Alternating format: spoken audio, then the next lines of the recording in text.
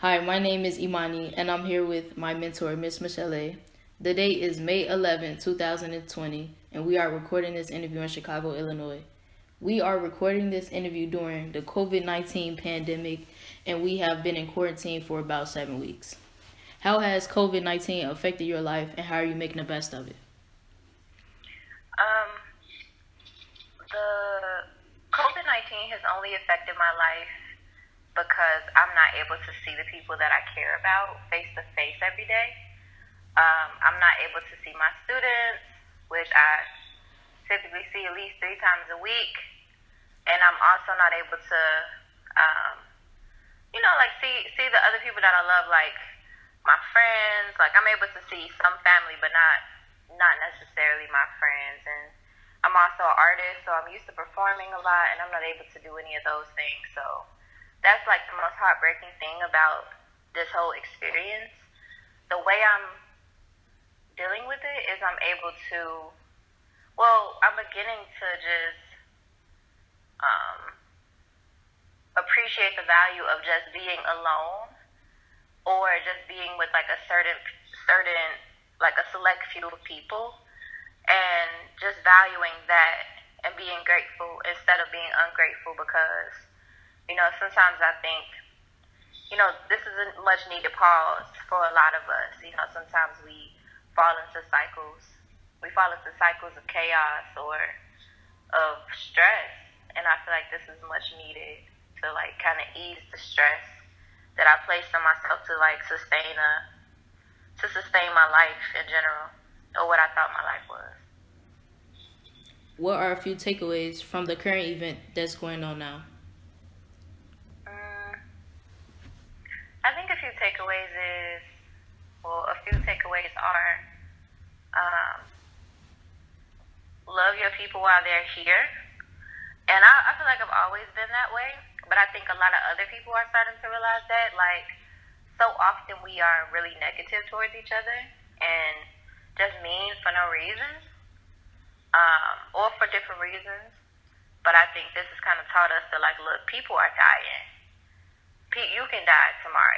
Anything can happen to anybody tomorrow. Somebody you love, um, somebody you know.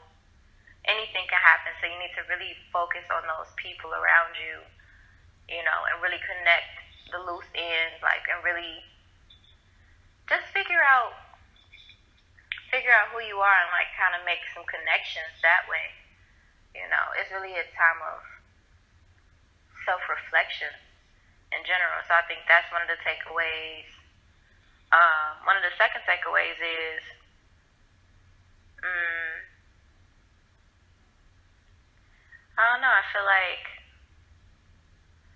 we spend so much time just, I don't know. I feel like I said this on a previous question, but we just spend so much time in the chaoticness of life that we kind of forget about ourselves and our own needs. And I think this has kind of allowed me to like, what do I need? How can I fulfill myself? What are things that I didn't really look at? Has like taking this time to really do everything that I felt like I was missing out on in my apartment or with my family. Um, yeah, that's pretty much it.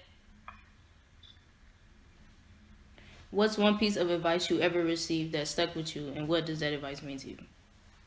Um, Advice that I received.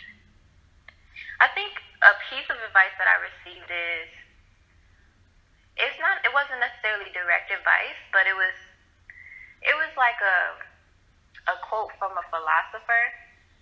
I forgot his name though, but he was just talking about how humans have inherent value and nothing we can do can really make us worthless. So even if I mess up, even if I do something really bad, you know, what separates me from like any other mammal or anybody else, anything else other than a human being is that I hold a value. So even if someone seeks to demean me, or even if this world doesn't value me, maybe not to bring race into it, but it's just being a black woman. Sometimes I feel like people will kind of tell you, like, girl, you're not worth nothing. What you thought this was? So I think that I always knew that, but I think it just resonates deeper with me that, like, even if we mess up, even if we aren't what people think that we should be, if we don't meet those standards, we are still valuable inherently. Like, it's nothing can take away our value. And that's it. What is one thing that you would tell your past self? Something I would tell my past self is focus and think through the decision. So you might be passionate about something, but you really need to think through it, plan it out, have a set goal.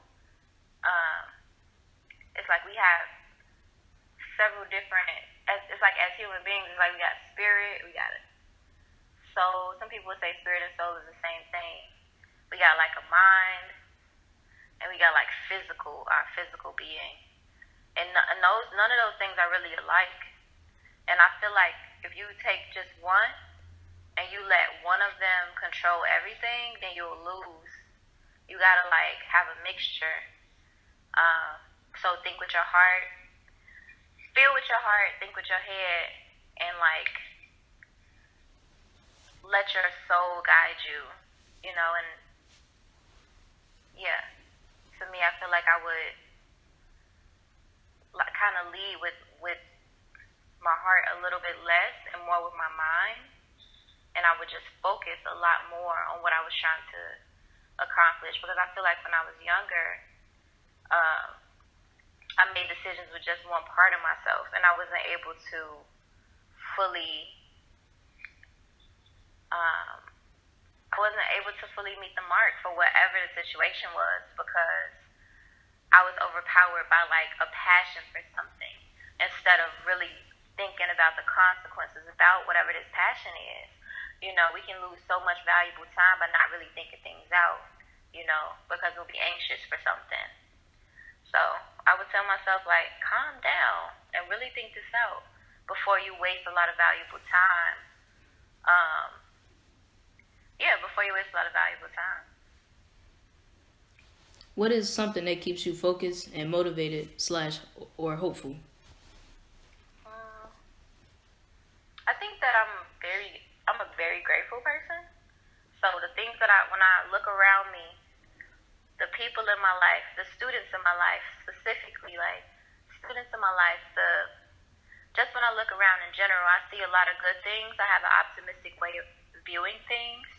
I'm very grateful, and that's what propels me, or that's what keeps me focused, because it's like, yeah, things may be bad for whenever.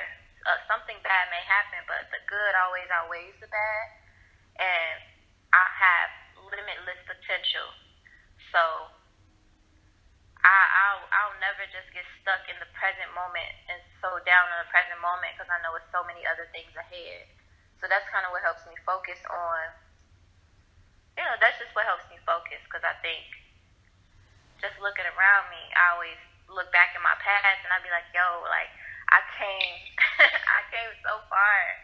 I could really be doing anything else, but instead I'm choosing to put my best foot forward every day. And not every day is a good day, but I put my best foot forward and I stay positive, because I know that there's good to come.